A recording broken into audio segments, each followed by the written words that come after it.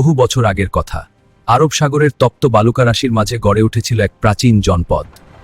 চারিদিকে শুধু ধু ধু মরুভূমি, সূর্যের প্রখর তাপে উত্তপ্ত বালু যেন আগুনের মতো জ্বলছে। মরুভূমির এই কঠিন পথের মাঝে এক তৌপতিকদের শান্তির দৃঢ় লোকজন। রাতের আধারে মাটির ঘরে টিমটিম করে জ্বলছে তেলের প্রদীপ। এখানেই রচিত হতো ইতিহাসের বড় বড় সিদ্ধান্ত। শহরের বাজারে চলত কেনাবেচার ধুম। দূর দূরান্ত থেকে বণিকরা আসত তাদের।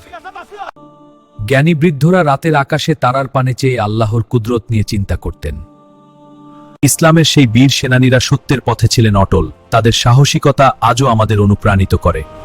ছোট্টবেলা থেকেই তারা শিখতেন সেবা ও পরোপকারের মহান শিক্ষা। তুমি খুব ভালো। ছোট্টবেলা থেকেই তারা শিখতেন সেবা ও পরোপকারের মহান শিক্ষা। দেখুন, আমি সাহায্য করছি। আজান হওয়ার সাথে সাথে সবাই সব কাজ ফেলে ছুটে যেতেন আল্লাহর সান্নিধ্যে। হৃদয় নিরানো মোনাজাতে তারা শুধু আল্লাহের কাছেই সাহায্য চাইতেন।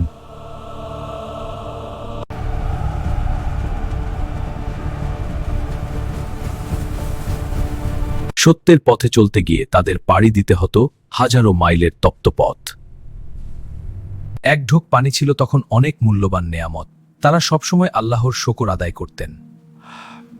মরুভূমির নিস্তব্ধ রাতে আগুনের পাশে বসে তারা শোনাতেন ঈমানদীপ্ত সব গল্প। কাফেলা চলেছে অজানার উদ্দেশ্যে, ইসলামের আলো ছড়িয়ে দিতে দিগন্ত থেকে দিগন্তান্তরে।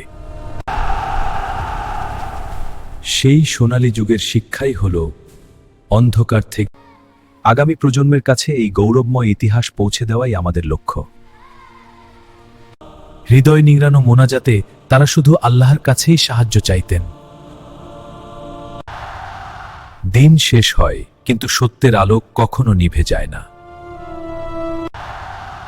দিন শেষ হয়, কিন্তু সত্যের আলো কখনো নিভে যায় না। দিন শেষ হয়, কিন্তু সত্যের আলো কখনো নিভে যায় না। ইসলামিক ইতিহাসের এমন আরো সুন্দর ভিডিও দেখতে ওয়ান্ডারটিউন ওয়ার্ল্ডের সাথেই থাকুন।